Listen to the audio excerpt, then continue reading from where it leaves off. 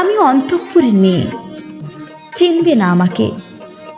তোমার শেষ গল্পের বইটি পড়েছি শরৎবাবু। বাসি ফুলের মালা। তোমার নায়িকা এলোকেশীর মরণ দশা ধরেছিল 35 বছর বয়সে। 25 বছর বয়সের সঙ্গে ছিল তার রেশারেশি। দেখলেম তুমি মোহদাসই বটে, জিতিয়ে দিলে তাকে।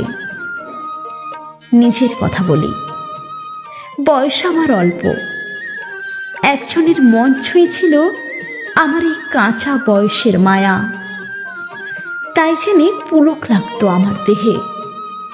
ভুলে গিয়েছিলেন অত্যন্ত সাধারণ মেয়ে আমি।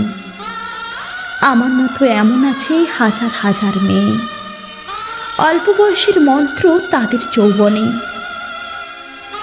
তোমাকে দোহাই দিই, একটি সাধারণ মেয়ের গল্প লেখো তুমি। বড় দুঃখ তারও স্বভাবের গভীরে অসাধারণ যদি কিছু তলিয়ে থাকে কোথাও, কেমন করে প্রমাণ করবে সে? এমন কজন মেলে যারা তা ধরতে পারে? কাঁচা বয়সের জাদু লাগে ওদের চোখে, মন যায় না সত্যের খোঁজে।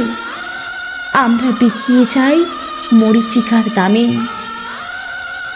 কথাটা কেন উঠল তা বলি। মনে করো তার নাম নরেশ।